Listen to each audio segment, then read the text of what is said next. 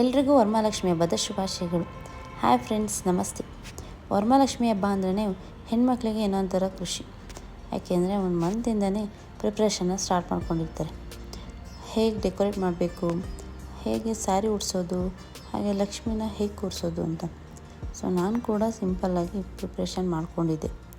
ನಾನು ಸ್ಯಾರಿ ಏನೂ ಉಡಿಸೋದಿಲ್ಲ, ಹಾಗೆ ಕಳಸನ ಕೂರಿಸ್ಬಿಟ್ಟು ಲಕ್ಷ್ಮಿನ ಕೂರಿಸ್ತೀನಿ. ಸೊ ನಾನು ಕೂಡ ಸಿಂಪಲಾಗಿ ಡೆಕೋರೇಟ್ ಮಾಡಿದ್ದೆ.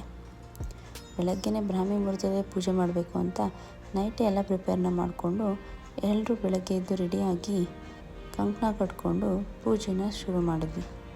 ಸೊ ಮೊದಲಿಗೆ ನೈವೇದ್ಯ ಎಲ್ಲನೂ ಇಟ್ಟು ಲಕ್ಷ್ಮಿನ ಕೂರಿಸಿ ಪೂಜೆನ ಮಾಡಿದ್ವಿ.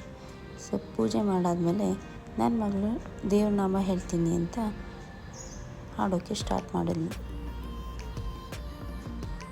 गुरु ब्रह्मा गुरु विष्णु गुरुदेवो महेश्वरः गुरु साक्षात् परब्रह्म तस्मै श्री गुरवे नमः. समुद्रवसने देवी पर्वतस्तनमण्डले विष्णुपत्नी नमोस्तुभ्यं पादस्पर्शं क्षमस्व मे.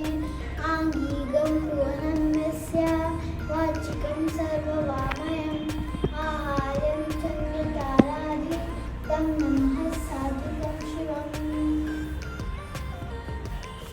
ಸೊ ದೇವ್ರ ನೇಮ ಆದಮೇಲೆ ಆರತಿ ಮಾಡಿ ಲಕ್ಷ್ಮಿಗೆ ಪೂಜೆನ ಮುಗಿಸಿದ್ವಿ.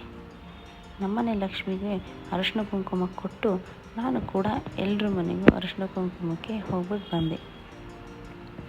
ನೀವೆಲ್ಲ ಹೇಗೆ ಸೆಲೆಬ್ರೇಟ್ ಮಾಡಿದ್ದೀರಾ, ಹೇಗೆ ಲಕ್ಷ್ಮಿ ಕೂರಿಸಿದ್ದೀರಾ ಅಂತ ಫೋಟೋನ ಶೇರ್ ಮಾಡಿ. ಕೊನೆಗೆ ನಮ್ಮನೆಗೂ ಕೂಡ ಸಂಜೆ ಎಲ್ಲರೂ ಕುಂಕುಮಕ್ಕೆ ಬಂದಿದ್ದರು. ತುಂಬಾ ಖುಷಿಯಾಯಿತು. ಸಂಜೆ 6 ಗಂಟೆಗೆ 5 ಜನ ಮುತ್ತೈದೆಯರಿದ್ರು ಅಂತೇಳ್ಬಿಟ್ಟು ನಾನು ಕೂಡ ಲಕ್ಷ್ಮಿಗೆ ಆರತಿ ಮಾಡಿ ಪೂಜೆನ ಮುಗಿಸ್ತೀನಿ. ಸೊ ಈ ಹಬ್ಬ ಹೆಣ್ಮಕ್ಳಿಗೆ ಒಂಥರ ಬ್ಲೆಸ್ಸಿಂಗ್ಸ್ ಅಂತಲೇ ಹೇಳ್ಬೋದು. ಎಲ್ಲರೂ ಅರಿಶಿನ ಕುಂಕುಮ ಬಳೆ ಕೊಟ್ಟು ಆಶೀರ್ವಾದ ಮಾಡೋದ್ರಿಂದ ಹೆಣ್ಮಕ್ಳಿಗೆ ತುಂಬಾ ಒಳ್ಳೆಯದು. ಈ ವಿಡಿಯೋ ಇಷ್ಟ ಆಗಿದ್ದರೆ ಲೈಕ್ ಮಾಡಿ. Thank you.